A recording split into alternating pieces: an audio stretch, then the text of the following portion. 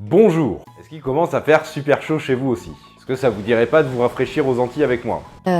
Il fait pas encore plus chaud là-bas? Oui, mais nous on aime ça le soleil. Et ça tombe bien, car aujourd'hui dans cette vidéo, on va traiter de la culture antillaise sur un point de vue historique et géographique. On est parti. Tout d'abord, les Antilles ne sont pas un pays, c'est un ensemble d'archipels. Et un archipel c'est quoi? C'est des îles plutôt proches les unes des autres. Donc, comme on peut le voir ici, les Antilles c'est tout ça, ça va de Cuba jusqu'au Venezuela, et ça fait 4000 km de long pour 236 000 km² de terre. Il y a 42 millions d'habitants avec des zones plutôt denses et d'autres beaucoup moins. En tout, l'archipel des Antilles contient 13 pays et 14 dépendances que l'on va passer en revue. Mais avant toute chose, c'est quoi la différence entre les Antilles et les Caraïbes? On dirait que c'est dans la même zone géographique. Les Caraïbes, également appelés l'espace des Caraïbes, est une région des Amériques qui désigne une zone géographique ou culturelle. Sa définition varie d'un organisme à l'autre et évolue sans cesse, mais globalement, nous pouvons parler de cette zone-ci pour sa définition la plus vaste, ou les territoires bordant la mer des Caraïbes dans sa définition la plus étroite. Les Antilles sont un méta-archipel faisant partie des Caraïbes, regroupant elles-mêmes plusieurs archipels et îles. On peut décortiquer les Antilles en 3 grandes zones. Les grandes Antilles, les petites Antilles et les îles Lucailles. Commençons par les îles Lucailles.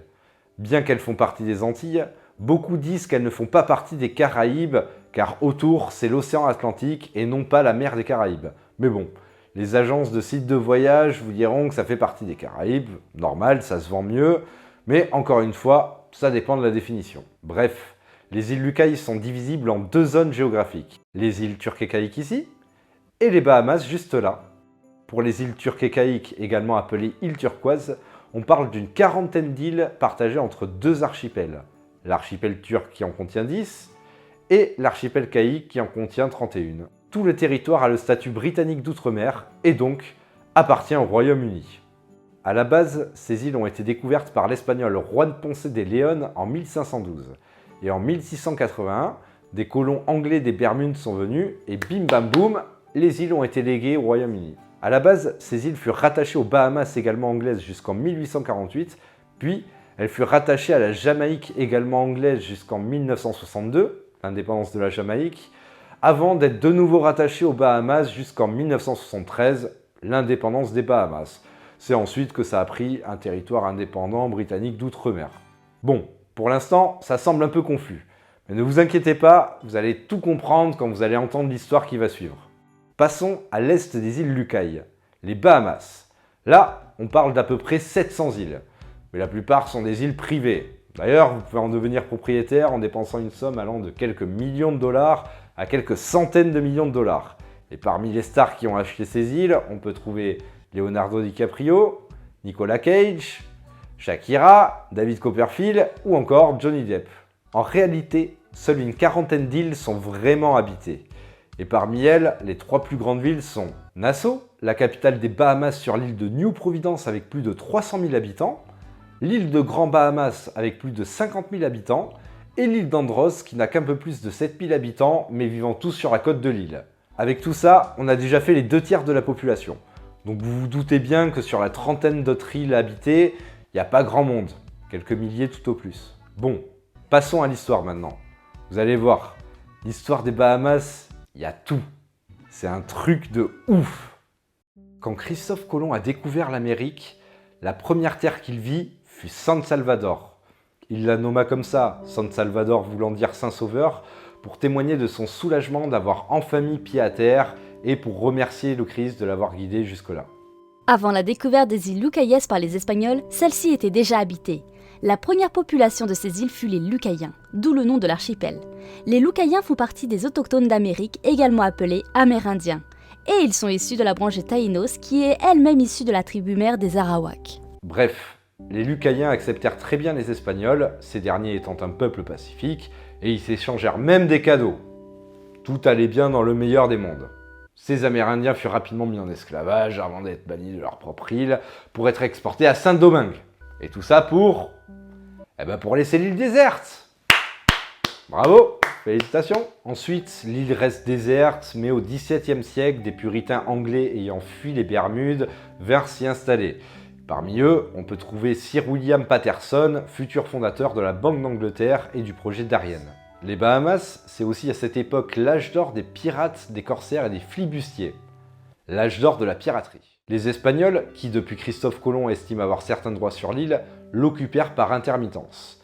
Mais l'île fut donnée à 8 lords anglais, ces derniers étant plus présents. Ensuite, de 1706 à 1718, des anciens corsaires devenus pirates prirent possession de la ville de Nassau sur l'île de New Providence et bâtirent la République des pirates. C'est le légendaire corsaire Wood Roger qui en fit la reconquête à travers une flotte de 10 navires de guerre, et à la suite de cela, il fut nommé premier gouverneur royal des Bahamas par le roi d'Angleterre George Ier.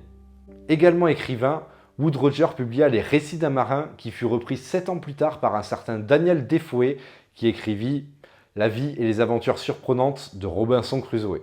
Je vous l'avais dit, il y a tout dans l'histoire des Bahamas. Bon, et sinon depuis tout ce temps, on les a oubliés un peu les Espagnols. Ils sont un peu vénères depuis Christophe Colomb de ne pas avoir autant de droits que les Anglais sur l'île. Eh bien, de temps en temps, ils popent et ça donne des batailles légendaires du genre la bataille de Nassau en 1720 où 1200 Espagnols ont tenté de prendre le contrôle de la ville. Pour cette bataille, côté anglais, on avait une 50aine de canons à terre, 2 navires de guerre avec une 30aine de canons chacun et Wood Roger aux commandes. Le tirant d'eau des navires espagnols étant trop élevé, ces derniers ne pouvaient pas s'aventurer dans les eaux peu profondes du port ennemi.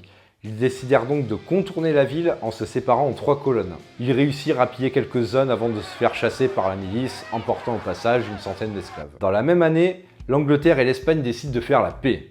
Donc il n'y a pas de grosses batailles pendant un long moment, juste quelques faits divers de la piraterie. Faisons un petit saut jusqu'en 1776 où là, ça va vraiment partir en steak. Pour expliquer brièvement, de 1775 à 1783, pour les USA, c'est la Révolution. À la base, les Amériques, ça appartient aux Anglais. Donc pendant cette période, les Américains tentent de reprendre l'indépendance. À ce moment-là, il existait toujours des pirates aux Bahamas. Ils pouvaient d'ailleurs aider les Anglais face aux Américains contre des grosses sommes d'argent. Mais un gouverneur des États-Unis décida de tous les pendre, y compris le célèbre Jacques Rackham, alias Rackham le Rouge, et son navire le Black Pearl. Ensuite, George Washington, le premier président des États-Unis, décide pendant toute cette période d'envoyer des navires sur New Providence afin d'en prendre le contrôle. Pendant ce temps-là, les Espagnols jouent les opportunistes et attaquent des petites îles à côté. Mais bon, sachant qu'aux Antilles, il n'y a aucune île qui appartienne à l'Espagne, je pense que pendant cette période, ils se sont un peu foirés.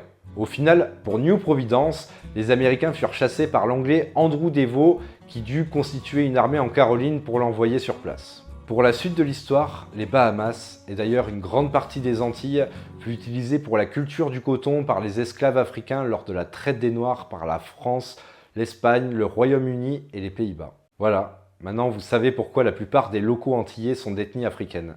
L'indépendance des Bahamas fut accordée par le Royaume-Uni le 10 juillet 1973 et le pays fait partie du Commonwealth. Et voilà pour l'histoire des Bahamas.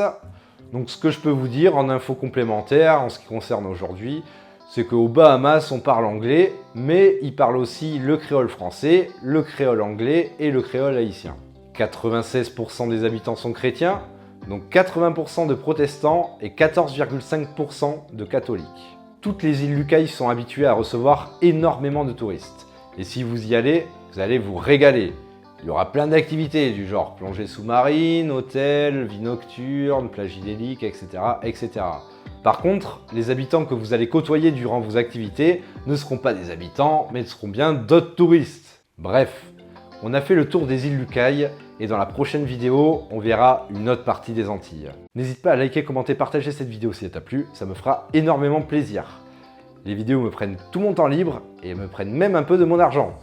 Ça aidera beaucoup la chaîne si tu fais ça. Allez, sur ce, à très bientôt, à notre soleil.